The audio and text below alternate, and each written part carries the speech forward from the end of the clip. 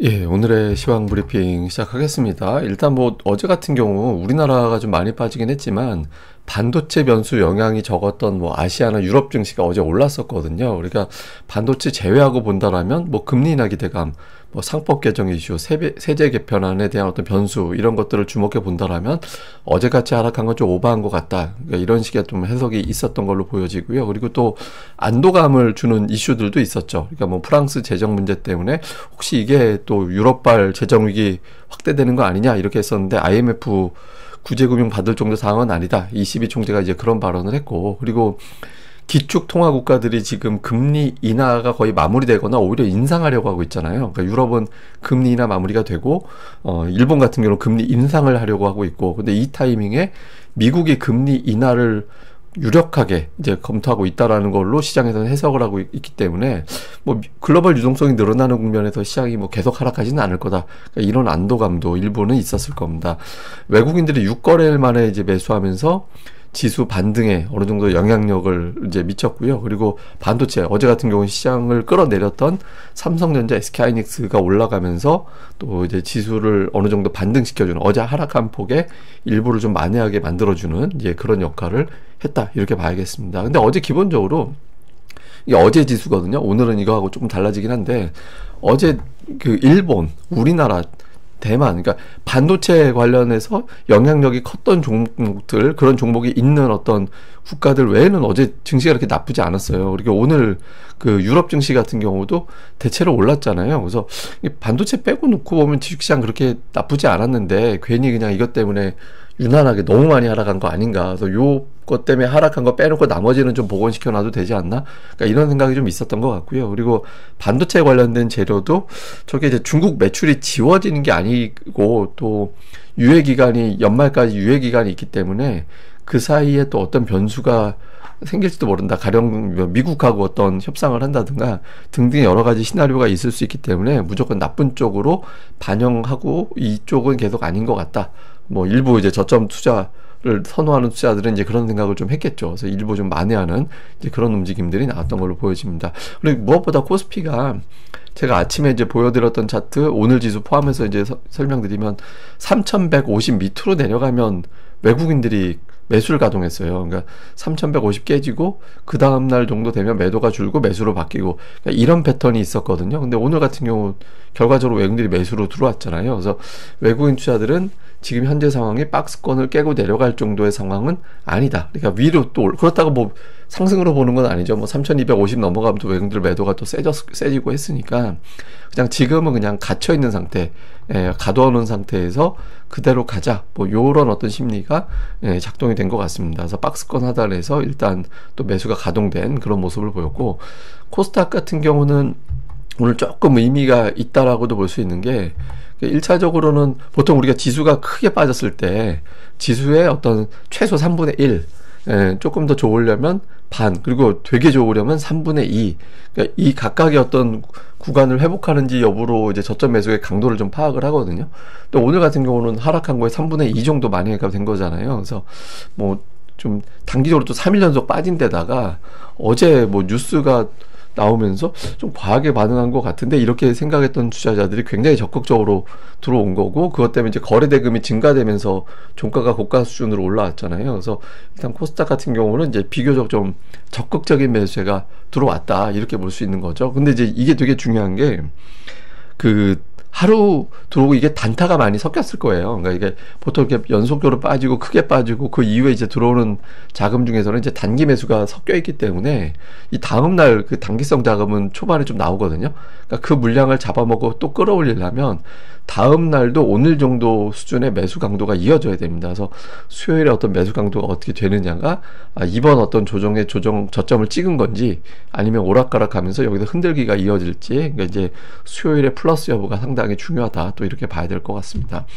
뭐 영향력 뉴스들 보면 앞서 말씀드린 대로 유럽의 어떤 위기 그러니까 이런 가능성이 일단 조금 낮아진 거 아닌가. 지금 프랑스가 재정이 과하게 방만하게 이제 운영이 돼서 이것 때문에 재정 위기가 커졌고, 이 재정을 또 긴축을 해야 되니까, 긴축을 하려면 아무래도 지출을 줄여야 되잖아요. 그래서 뭐 공휴일도 줄이고 뭐 이것저것 해가지고 이게 많이 좀 하려고 하는데, 이게 당연히 이제 국민들이나 야당 쪽에서는 이제 반발을 하고 있는 거고, 이렇게 되면 국가의 어떤 구조조정이 안 될 것 같다. 그러니까 이렇게 되면서 그러면 이 빚을 어떻게 갚을 거냐, 이런 문제가 있는 거죠. 그래서 이것 때문에 좀 걱정이 있는데, 라가르드가 IMF 자금 투입할 정도는 아니야, 뭐 이렇게 이제 나서가고, 참고로 예전에 이제 그 그리스 사태 터지고 남유럽 국가들 난리 났을 때 그 유럽에서는 이제 어떻게 했냐면 방화벽 시스템을 만들어 놨어요. 여기다가 빵 터지면 방화벽을 딱 만들어서 주변으로 번지지 않도록. 그러니까 돈을 최대치로 이제 막 밀어 넣는 거예요. 그러니까 최대치로 밀어 넣어가지고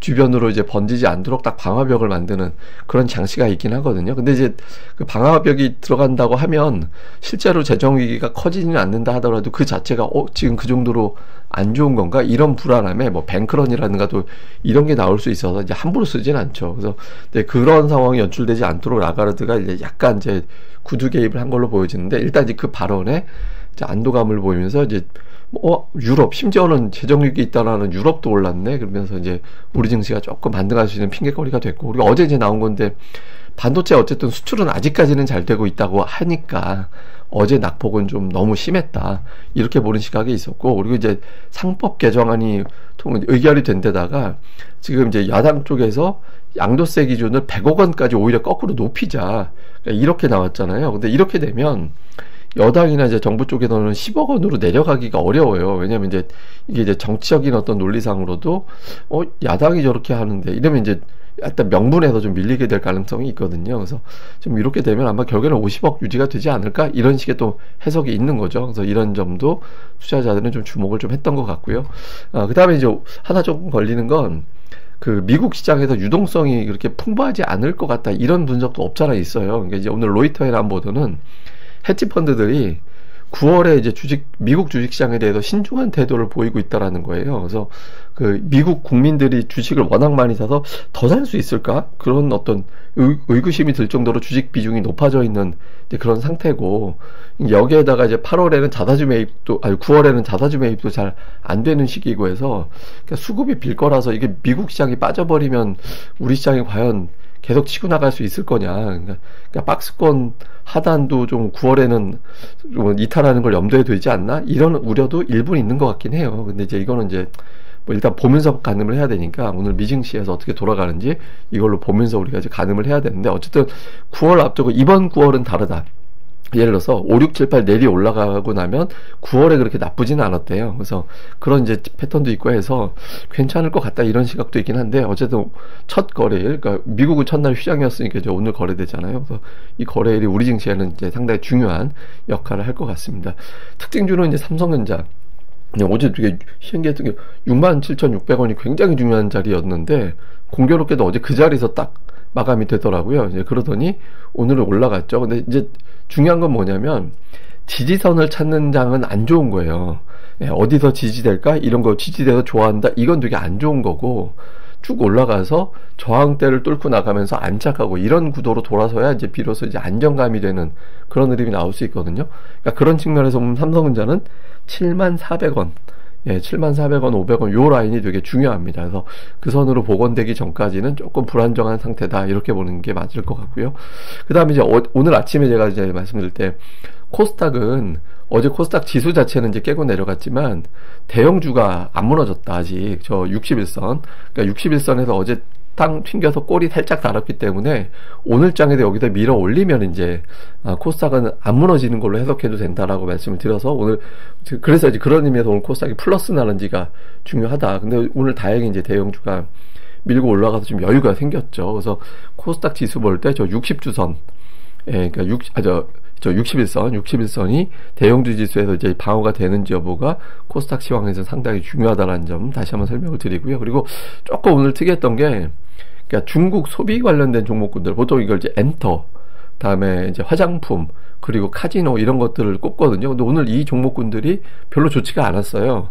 근데 이게 이제 장기적으로 추세가 굉장히 좋았던 거였잖아요. 근데 이게 혹시 중국 쪽 관련해서 매출 올리는 기업들이 뭔가 좀 안 좋은 메시지가 나오고 있는 건지, 뭐 최근에 이제 한한령 관련해서 뭐 K-팝 아이돌 공연이 돌연 취소가 됐다더라, 뭐 이런 이슈가 있었잖아요. 그래서 요 관련된 종목이 좀 많이 걸려있기 때문에, 이게 오늘 또 특히 장기적으로 크게 올라갔던 종목이 크게 빠진 게 있어서 이 관련된 업종 관련된 뉴스들은 좀 이쪽을 한번 체크는 좀 해봐야 될 걸로 보여집니다. 자, 대형주 쪽에서 오늘 탑 10에서는 현대차 빼고 다 올랐습니다. 그러니까 오늘 외국인들이 워낙 선물을 많이 사가지고 올라가는데, 삼성전자, 하이닉스 두 종목이 14포인트 정도, 15포인트 가까이 이제 올리는 이제 그런 역할을 좀 했습니다. 그래서 어쨌든 어제 시장을 끌어내렸던 종목이 오늘은 이제 지수 상승의 절반 정도를 일조하는 이제 그런 역할을 좀 했고요. 코스닥 쪽에서는 오늘 에코프로비엠이 좀 눌리긴 했는데, 제약 바이오 계열과 로봇 쪽, 그러니까 오늘 뭐 시가총액 상위 중에서 이제 제약 바이오 관련된 종목군들이 이제 좀 많이 올라가서 코스닥 지수를 좀 높이고 상승 종목 수도 키우는 이제 그런 역할을 좀 해서, 지금 대형주는 아직까지는 지킬 선은 지키는 것 같아요. 그래서 코스닥 쪽 같은 경우는 이제 이 안에서 순환매 돌고 하면서 좀 버티는 모습은 나오는데, 다만 이제 뭐 3일 하락하고서 오늘 올라온 거라서, 3일 하락하고 나서 하루 반등 나온 거 가지고 뭐 되게 의미 있다 이렇게 보기는 어렵죠. 근데 앞서도 말씀드린 대로 낙폭의 3분의 2 정도 만회가 됐는데, 어제 하락한 걸 완전히 복원한 건 아니었거든요. 그래서 그 이상까지 올라가 줘야 이번 국면이 끝났다, 이렇게 될 수 있어서 이 점을 좀 잘 봐야 될 걸로 보여지고요. 그 다음에 이제 수급에서는 오늘 외국인들 매수, 그러니까 제가 3,150 밑에선 외국인들이 매수로 돌아서더라, 그 다음에. 근데 오늘 매수 들어온 데다가 이제 선물도 대량으로 샀거든요. 이게 조금 안 좋은 쪽으로 보면 선물을 저렇게까지 많이 샀는데 기관 쪽 매수가 안 들어온 거, 예, 기계적으로 원래 기관들의 매수가 들어와야 되는데 그게 안 붙었거든요. 그래서 조금 이제 외국인들이 매수해주지 않으면 뭐 기관에 의해서 지수가 방어되기는 쉽지 않다라는 거를 또 한편으로는 보여준 측면이 있습니다. 근데 어쨌든 오늘의 의미는 3,150 밑에선 외국인들이 돌아서더라, 이걸 이제 입증해 준 게 좀 다행스러운 대목이고, 업종으로는 오늘 뭐 두 업종에 집중했어요. 예, 전차 군단이라고 불리는 전기전자, 운송장비. 운송장비는 자동차 플러스 조선이거든요. 그러니까 오늘 두 업종의 매수가 5천억이었기 때문에 전체 매수보다 이쪽 매수가 더 강했잖아요. 그래서 오늘 뭐 전반적으로는 그냥 특정 업종에 집중을 했다. 그 외에는 뭐 그냥 그런 모습을 좀 보였고요. 종목으로는 삼성전자, SK하이닉스 두 종목만 2,400억 원 이상, 거의 한 60% 가까이 두 종목에 이제 집중을 했고, 그 다음에 뭐 조선 일부, 근데 조선은 뭐 사고 팔고가 좀 갈렸고, 그러니까 방산도 좀 사고 뭐 이렇게 샀거든요. 그래서 조선과 방산을 선별적으로 좀 매수하는 그런 모습을 보였고, 그 다음에 금융주 중에 일부 정도 사는 모습을 보였고요. 기관 투자자들은 업종 내에서 좀 엇갈렸습니다. 그러니까 삼성전자, 하이닉스는 팔았는데 네이버는 안 사던 건데 사고, 카카오는 사던 건데 팔고, 이런 모습을 좀 보였고, 그다음에 조선 업종에 포함되어 있는 종목이 대체로 이제 매수 우위에 좀 많이 서 있는 이제 그런 모습을 좀 보였고요. 코스닥 쪽은 이렇게 업종별 특징은 없는 것 같아요. 그러니까 뭐 로봇주 좀 담았나? 뭐 이런 느낌 있는 거? 예, 그거 외에는 뭐 특별하게 특정 업종보다는 그냥 골라서 열심히 담았다. 근데 올릭스 매수를 좀 많이 해서 그게 전체적으로 좀 순매수로 잡히는 그런 계기가 됐다. 요 정도로 보면 될 것 같고요.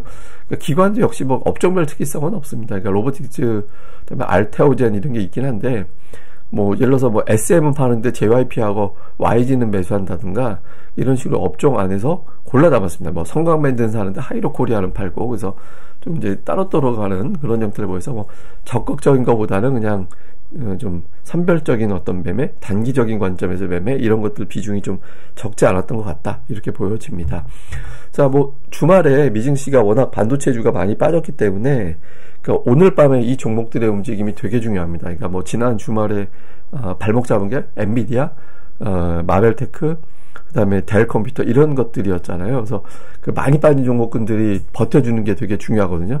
단지 버티는 게 아니라 이제 플러스까지 마감하는지 여부. 오늘 우리 증시 움직임은 그래도 저 종목들 반등하겠지, 이런 걸 좀 기대치를 반영한 측면도 있거든요. 그래서 그게 되느냐. 그다음에 미국의 이제 지표들이 줄줄이 나옵니다. 뭐 제조업 지표, 고용 지표 이렇게 이제 나오는 시기라서 그 지표 발표 이후에 이제 또 미국의 국채금리 추이 좀 봐야 될 거고, 그리고 이제 수급에서 외국인들이 박스권 하단은 매수했는데 연속적 매수가 잘 안 들어왔었거든요. 그래서 외국인 투자자들의 매수, 그리고 이제 삼성전자 연속 매수하다가 오늘 모처럼 매수로 바뀌었잖아요. 그러니까 이게 좀 돌아서는지 여부, 이게 중요하고, 이제는 이제 정책주, 그동안에 이제 정책주들이 올라가는가 보다 했다가 또 주춤하는, 예를 들어서 뭐 상법 개정 관련해서 지주회사가 밀린다든가 뭐 하여튼 등등의 어떤 연속성이 없거든요. 또 오늘은 하이닉스하고 삼성전자가 올라가고, 이게 메뚜기예요 계속. 그러니까 메뚜기인데, 이게 메뚜기가 끝내려면 3일 연속 올라가는 메인 주도주가 나와줘야 돼요. 그래서 아직은 그런 게 안 보여서 이제 메뚜기 장세가 계속 이어지는 것 같긴 한데, 요 구도에서 어떤 변화가 좀 생기는지를 잘 봐야 될 것 같습니다. 근데 이제 중기적으로 보면 우리나라가 2000년도 이후에 분기에 20% 이상 올라간 게 총 9번이 있었거든요.